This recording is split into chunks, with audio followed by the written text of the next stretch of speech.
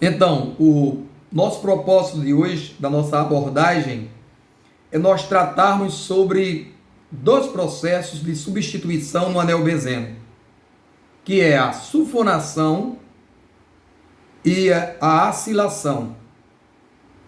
É claro que uma abordagem como esta, cujo propósito é meramente pedagógico, avaliativo, não tem o escopo de esgotar o assunto, nem poderia ter tal pretensão.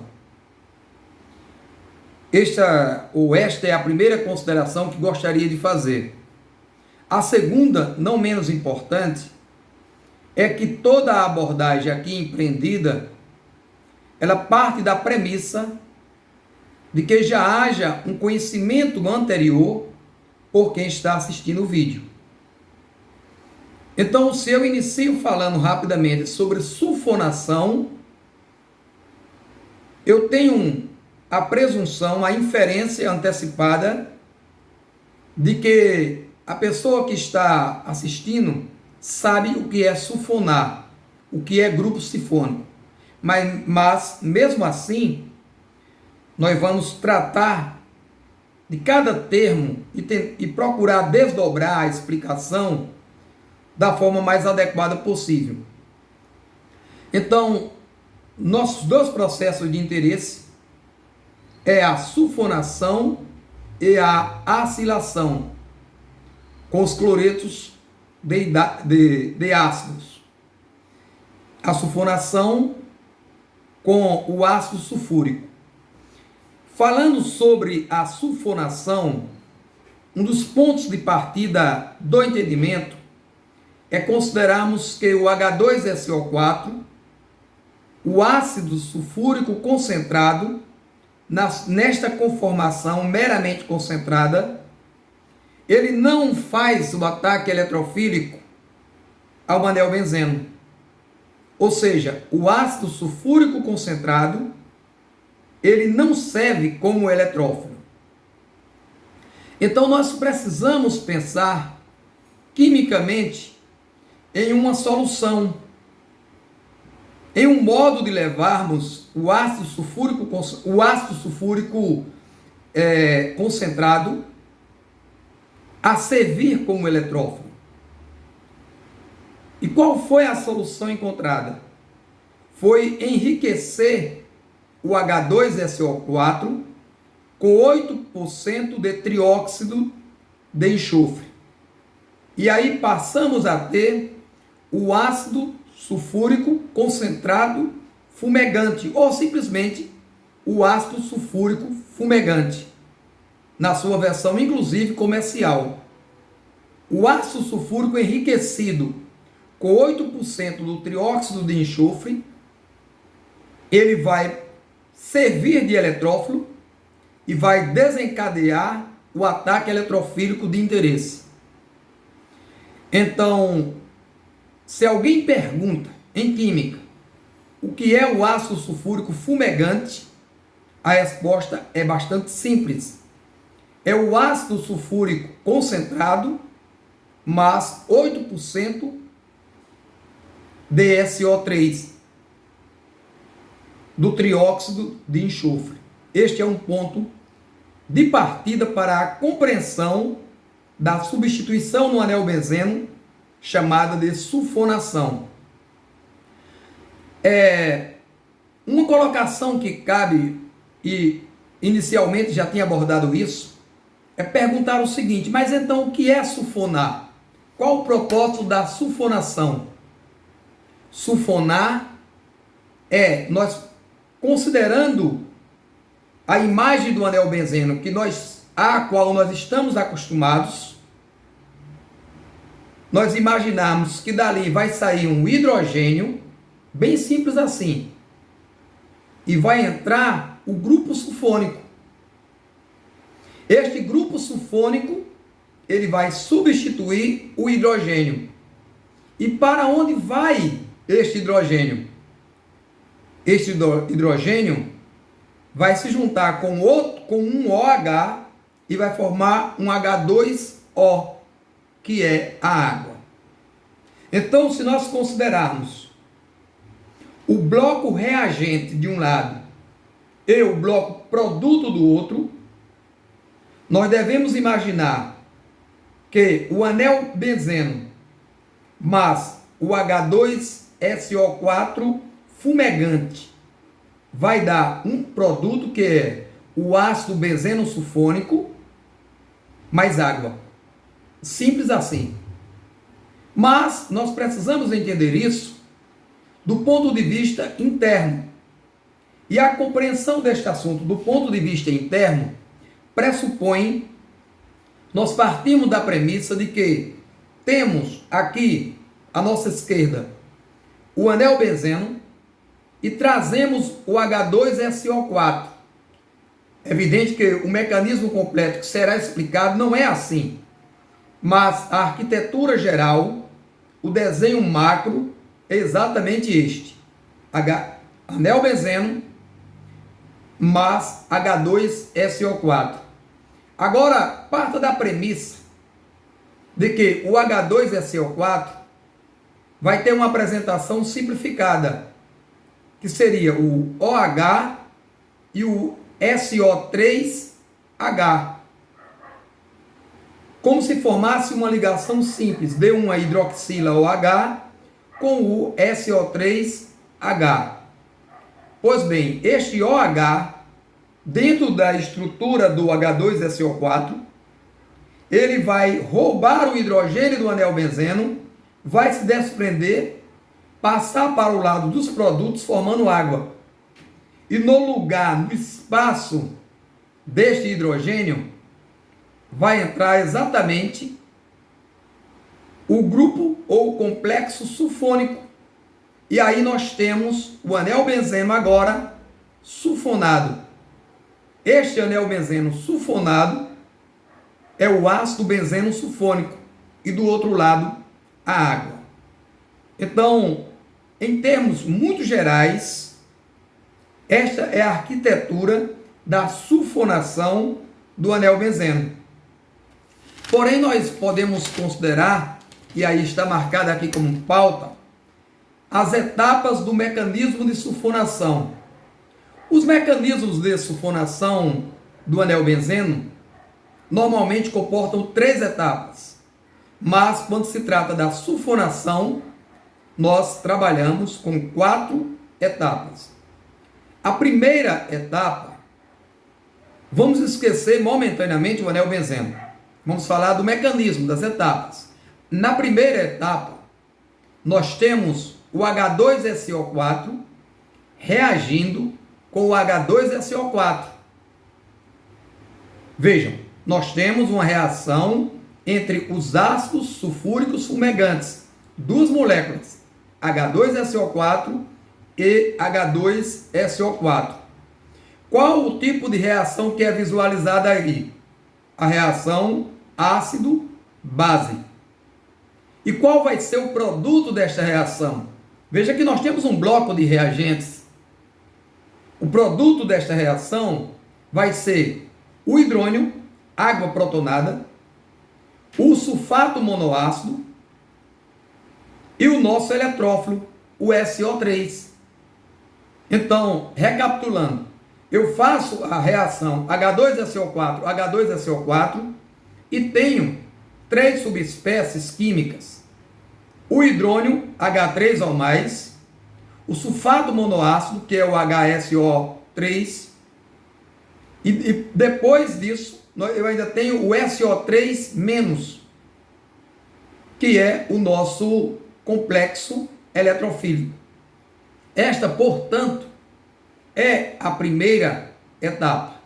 Na segunda etapa, nós temos uma estrutura em que o anel benzeno ele vai ter a abordagem do SO3- e vai perder momentaneamente a sua ressonância, a sua aromaticidade, e vai formar um composto instável. Eu tenho a perda da ressonância e tenho o acoplamento do SO3- ao anel benzeno. E aí, em um determinado carbono, nós vamos ter o carbono, vamos pensar em um dos vértices da estrutura a qual nós estamos acostumados. Este carbono vai estar ligado ao SO3-, a um hidrogênio, a outro carbono e a outro carbono. Simples assim. E alguém pode perguntar o seguinte: por que o trióxido de enxofre? Ora, o SO3, ele vai servir de eletrófilo, ele vai ensejar o ataque eletrofílico exatamente pela sua grande concentração de elétrons nos átomos do oxigênio. Ele é enriquecido, ele tem 3 oxigênios. Isso compensa bastante o centro onde tem um enxofre e faz com que ele tenha, portanto, uma nuvem negativa. Na terceira etapa, nós vamos ter agora a reação entre aquele composto instável que perdera a ressonância e o sulfato monoácido. E do sulfato monoácido, nós vamos ter, quando o sulfato monoácido reagir com o nosso complexo instável, nós vamos ter a liberação de um hidrogênio que vai se juntar com o sulfato monoácido e vai restabelecer, regenerar o H2SO4. E aí nós temos o anel benzeno agora momentaneamente ligado apenas com o nosso complexo eletrofílico, o SO3-. Mas lembrem, como última etapa, falando agora, que o anel benzeno ligado ao SO3-, ele ainda tem um subproduto daquela reação inicial H2SO4, H2SO4. E ele vai buscar este subproduto. Vai então receber o hidrogênio do hidrônio e vai restabelecer, regenerar a ressonância. Nós vamos ter agora um anel benzeno típico ligado ao SO3-. Portanto, um anel benzeno devidamente sulfonado. E do outro lado, nós vamos ter a água. Ora, isso compreendido, fica muito mais fácil nós pensarmos a acilação, porque ela segue mais ou menos a mesma lógica. Nós temos também o anel benzeno e nós temos um cloreto de ácido. O cloreto de ácido, ele vai reagir com o anel benzeno e vai formar uma cetona e o HCl. Então, naquela relação, ou melhor, naquela interação a qual nos reportamos no início, de que nós vamos ter um bloco de reagentes e um bloco de produtos, na acilação de Fidelcrafts, nós vamos ter o anel benzeno reagindo com o cloreto de ácido, e o cloreto de ácido é um radical, um cloro mesmo, e uma C-O, e nós vamos ter como produto, como resultado desta reação, vamos ter uma cetona e o HCl. Esta, portanto, é uma cetona aromática, claro, e o HCl é o subproduto. Como é que isso é feito? Como é que isso opera? Isso ocorre na presença do cloreto ou tricloreto de alumínio, onde nós temos o Al do alumínio, Cl3, 3 átomos de cloro. Como é que nós vamos pensar, como é que nós vamos entender o mecanismo de uma acilação? Nós podemos pensar o seguinte, que nós vamos quebrar a ligação, porque tínhamos o radical, C-O e o cloreto. Nós vamos quebrar esta ligação do cloreto com o carbono da C-O. Nós vamos ter então uma liberação do cloro que vai roubar o hidrogênio do anel benzeno e vai formar o HCl. No lugar do hidrogênio que sai do anel benzeno, nós vamos ter o acoplamento, portanto, da C-O e o radical, que pode ser um CH3, por exemplo, formando uma metilcetona. Então, como é que isso fica em termos de mecanismos? Em termos de mecanismo, nós vamos ter a primeira etapa, que é uma reação ácido-base. É uma reação onde nós vamos ter, por exemplo, nós vamos ter o alumínio. Lembrem que o catalisador é o AlCl3, o alumínio. Nós vamos ter um dos átomos do cloro que estava ligado ao alumínio, melhor dizendo,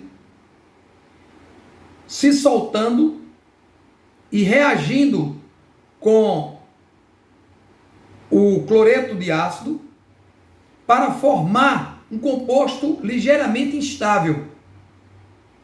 Um carbocátio que vai ter C-O, e se nós pensarmos no exemplo, botando no lugar do R um radical metil, nós vamos ter, portanto, um C-O ligado a um CH3+. E aí passamos à segunda etapa, onde nós temos o anel benzeno ligado ao C-O CH3, com a perda da ressonância momentaneamente. E lembrem que lá na frente eu já me reportei ao produto daquela reação ácido-base, que resultava em um AlCl4 como um ânion. Pois bem, na terceira etapa, que nós temos o anel benzeno com a perda da aromaticidade, ele vai reagir justamente com o AlCl4- com este ânion. Um dos átomos de cloreto vai se ligar ao composto instável que tinha o anel benzeno, vai roubar. Então nós vamos ter hidrogênio que está sendo roubado com o cloro para formar o HCl. E nós vamos ter no lugar o restabelecimento das ligações duplas do anel benzeno, portanto, o restabelecimento da aromaticidade, da ressonância. Vejam que com isso nós completamos a acilação.